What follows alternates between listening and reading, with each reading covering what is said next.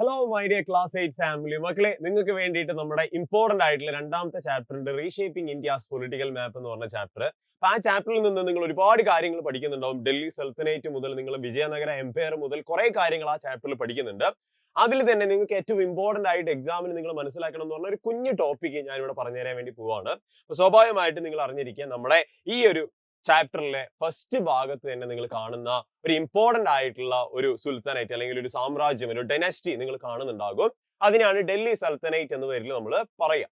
അപ്പൊ ഇങ്ങനെയൊക്കെയുള്ള കുറെ വീഡിയോസും കാര്യങ്ങളൊക്കെ നമ്മൾ എന്ത് ചെയ്യുന്നുണ്ടാവും, നമ്മുടെ ബാച്ചിലും പറയുന്നുണ്ടാവും. നമ്മൾ ലൈവായിട്ട് നമ്മൾ ഓരോ ചാപ്റ്റർ നമ്മൾ അവിടെ പഠിച്ചു പോകുന്നുണ്ടാവും. താല്പര്യമുള്ളവർക്ക് ഉറപ്പായിട്ട് നമ്മുടെ ബാച്ചിലേക്ക് ജോയിൻ ചെയ്ത് പഠിക്കുക കേട്ടോ. അപ്പൊ നമ്മൾ ഡൽഹി സൽത്തനേറ്റിന്റെ റൈസ് എന്ന് പറഞ്ഞ ഭാഗത്ത് ഒരു 5 പ്രധാനപ്പെട്ട ഡൈനാസ്റ്റികൾ അല്ലെങ്കിൽ 5 പ്രധാനപ്പെട്ട സാമ്രാജ്യങ്ങളെ നമ്മൾ കാണും.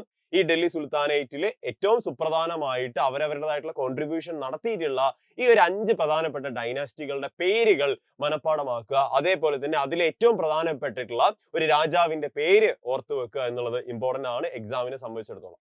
അപ്പൊ ഇവിടെ നിങ്ങൾ ആദ്യം അറിഞ്ഞിരിക്കുക എന്താണ് ഈ പറഞ്ഞിട്ടുള്ള സൽത്തനേറ്റ് അല്ലെങ്കിൽ സുൽത്താനേറ്റ് എന്ന് പറഞ്ഞു കഴിഞ്ഞാൽ എന്നുള്ള കാര്യം നിങ്ങൾ ആദ്യം മനസ്സിലാക്കേണ്ടതുണ്ട്. അതില് ഈ പറഞ്ഞിട്ടുള്ള സുൽത്താൻ എന്ന് പറഞ്ഞിട്ടുള്ള ഒരു പദവിയാണ്, അല്ലെങ്കിൽ ഒരു എന്താ പറയാ, നമ്മൾ കുഞ്ഞാലി മരക്കാർ എന്നൊക്കെ പറയുന്ന പോലെ ഒരു പദവി. അതായത് ഒരാളെ അല്ല നമ്മൾ അത് സൂചിപ്പിക്കുക, ഒരു കൂട്ടം രാജാക്കന്മാരുടെ ഒരു സ്ഥാനപ്പേരിനെയാണ് നമ്മൾ സുൽത്താൻ അല്ലെങ്കിൽ സുൽത്താനേറ്റ് എന്നുള്ള ഒരു പേര് കൊണ്ട് ഉദ്ദേശിക്കുന്നത്. അപ്പം ഇവിടെ പറഞ്ഞു വെക്കുന്നത് എ ടെറിട്ടറി റൂൾഡ് ബൈ സുൽത്താൻ എന്ന് പറഞ്ഞു വെക്കുന്നുണ്ട്. എന്താണ് എ ടെറിട്ടറി? ഒരു ഭൂപ്രദേശം റൂൾ ചെയ്യുന്ന അല്ലെങ്കിൽ ഭരിക്കുന്നത് ആരാന്ന് ചോദിച്ചു കഴിഞ്ഞാൽ അത് സുൽത്താൻ എന്ന് പറഞ്ഞു വെക്കുന്നുണ്ട്. Title adopted by some Muslim rulers, അതായത് മുസ്ലിം റൂളേഴ്സ് ആയിട്ടുള്ള ആളുകൾക്കാണ് നമ്മൾ ഈ പറഞ്ഞ സുൽത്താൻ എന്ന് പറഞ്ഞിട്ടുള്ള ഒരു പദവി നമ്മൾ കൊടുക്കുക എന്നുള്ള കാര്യം നിങ്ങൾ ഓർത്തു വെക്കുക. അപ്പൊ ഡൽഹി സുൽത്താനേറ്റ് അല്ലെങ്കിൽ ഡൽഹി സുൽത്താനേറ്റ് എന്ന് പറയുമ്പോൾ ഡൽഹി ഭരിച്ചിരുന്ന മുസ്ലിം റൂളേഴ്സിനെയാണ് നമ്മൾ എന്ത് പറയാം, ഡൽഹി സുൽത്താനേറ്റിലുള്ള ആളുകൾ എന്ന് പറയാം. അപ്പൊ സ്വാഭാവികമായിട്ടും 5 ഡൈനാസ്റ്റീസ് ഉണ്ടെന്ന് ഓൾറെഡി ഞാൻ പറഞ്ഞിരുന്നു. സ്വാഭാവികമായിട്ട് ആ 5 ഡൈനാസ്റ്റീസ് വരുന്നത് എവിടെയെന്ന് ചോദിച്ചു കഴിഞ്ഞാൽ ഇന്ത്യയിലേക്ക് വന്നിട്ടുള്ള ഒരുപാട് ഇൻവേഷൻസ് ഉണ്ട്. അതായത് ഈ പറഞ്ഞിട്ടുള്ള ഹിന്ദുക്കുഷ് മലനിരകൾക്ക് അപ്പുറത്ത് നിന്ന് ഇന്ത്യയിലേക്ക് വന്നിട്ടുള്ള ഒരുപാട് ഇൻവേഷൻസ് ഉണ്ട്, കുറെ ഇൻവേഡേഴ്സും ഉണ്ട്. അതിൽ പ്രധാനപ്പെട്ട 2 ഇൻവേഡേഴ്സ് ആണ് ടർക്കിഷും അതേപോലെ തന്നെ അഫ്ഗാനിസും. അപ്പൊ ഈ പറഞ്ഞ 2 കൂട്ടരാണ് ഇന്ത്യയിലേക്ക് വന്നിട്ടുള്ള പ്രധാനപ്പെട്ട ഇൻവേഡേഴ്സ് അല്ലെങ്കിൽ കടന്നുകയറ്റക്കാർ അല്ലെങ്കിൽ ആക്രമണത്തിന് വേണ്ടി വന്ന 2 കൂട്ടർ എന്ന് നമ്മൾ പറയുന്നത്. അപ്പൊ സ്വാഭാവികമായിട്ടും ഡൽഹി സൽത്തനേറ്റിന്റെ തുടക്കവും ഈ പറഞ്ഞ 2 ഇൻവേഡേഴ്സിലും തന്നെയാണ്.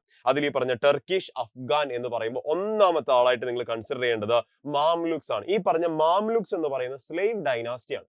സ്ലേവ് ഡൈനാസ്റ്റി എന്ന് പറയുമ്പോൾ നിങ്ങൾ ഡയറക്ട്ലി ചിന്തിക്കരുത് ഈ സ്ലേവ് ഡൈനാസ്റ്റിയാണ് ആദ്യത്തെ ആള് ഇന്ത്യയിലേക്ക് വന്നിട്ടുള്ള, അല്ലെങ്കിൽ ഈ പറഞ്ഞിട്ടുള്ള കുത്തബ്ദീൻ ഐബക്ക് ആണ് ആദ്യമായിട്ട് വന്നതെന്ന് ചിന്തിക്കരുത്. ബിക്കോസ് മുഹമ്മദ് ഗോറിയാണ് ആദ്യമായിട്ട് ഇന്ത്യയിലേക്ക് വരുന്നതും ഇന്ത്യയെ ആക്രമിക്കുന്നതൊക്കെ.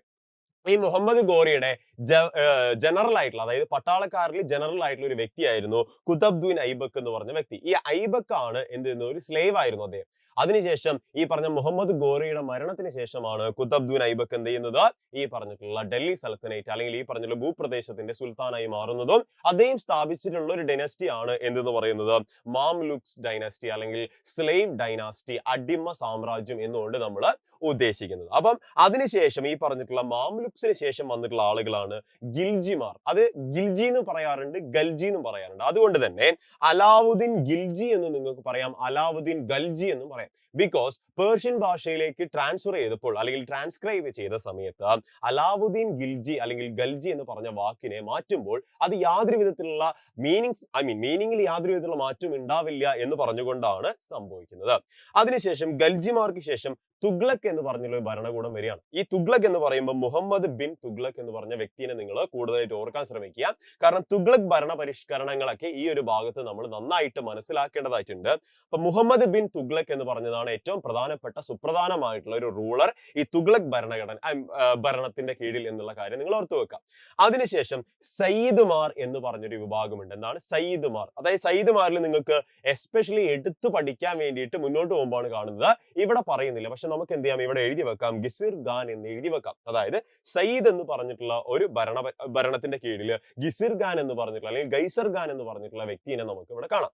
അതിനുശേഷം അവസാനത്തെ ഏറ്റവും പ്രധാനപ്പെട്ട 5ാമത്തെ ഡൈനാസ്റ്റി ആണ് ലോധി ഡൈനാസ്റ്റി എന്ന് പറയുന്നത്. നിങ്ങൾ ഇബ്രാഹിം ലോധി എന്നൊക്കെ പറഞ്ഞ് നിങ്ങൾ കേട്ടിട്ടുണ്ടാവും. അപ്പൊ ഇബ്രാഹിം ലോധിയുടെ നേതൃത്വത്തിൽ ഉണ്ടായിരുന്ന ലോധി ഡൈനാസ്റ്റിക്കാണ് ഈ പറഞ്ഞ ഡൽഹി സൽത്തനേറ്റിന്റെ അവസാനത്തെ പ്രധാനപ്പെട്ട സുൽത്താനേറ്റ് അല്ലെങ്കിൽ ഈ പറഞ്ഞിട്ടുള്ള റൂളിംഗ് ഗവേണിംഗ് ആയിട്ടുള്ള ഒരു ബോഡി അല്ലെങ്കിൽ ഡൈനാസ്റ്റി എന്ന് വേണമെങ്കിൽ നമുക്ക് പറയാം. അപ്പൊ ഇത്രയും കാര്യങ്ങളാണ് നിങ്ങൾ ആദ്യം അറിഞ്ഞിരിക്കേണ്ടത്. ഇതിന് ശേഷം നമ്മൾ ഇനി മുഗൾ സാമ്രാജ്യത്തിനെ പറ്റിയിട്ടും വിജയനഗര എംപയറിനെ പറ്റിയിട്ടൊക്കെ ഈ ചാപ്റ്ററിൽ പഠിക്കുന്നുണ്ട്. അപ്പൊ ഇതുപോലെ കുഞ്ഞു കുഞ്ഞു കോൺസെപ്റ്റുകൾ എന്റെ മക്കൾക്ക് വേണമെങ്കിൽ CBSE 8 ഈ പറഞ്ഞിട്ടുള്ള ചാപ്റ്റർ എന്ന് പറയുന്നത്. അപ്പൊ ഇതുപോലെ കുഞ്ഞു കുഞ്ഞു കോൺസെപ്റ്റ് നിങ്ങൾക്ക് വേണമെങ്കിൽ ഉറപ്പായിട്ടും നമ്മുടെ ചാനൽ സബ്സ്ക്രൈബ് ചെയ്യുക, നമ്മുടെ ബാച്ചിലേക്ക് ജോയിൻ ചെയ്ത് പഠിക്കാൻ മക്കളെ. ഉറപ്പായിട്ടും നമുക്ക് ഈ പ്രാവശ്യത്തെ നല്ലൊരു മാർക്കോട് കൂടി ഈ ഒരു വർഷം നമുക്ക് എന്ത് ചെയ്യാം, അവസാനിപ്പിക്കാം. അപ്പൊ താങ്ക് യു സോ മച്ച് മക്കളെ. നമുക്ക് ഇനി കാണാം. Happy learning.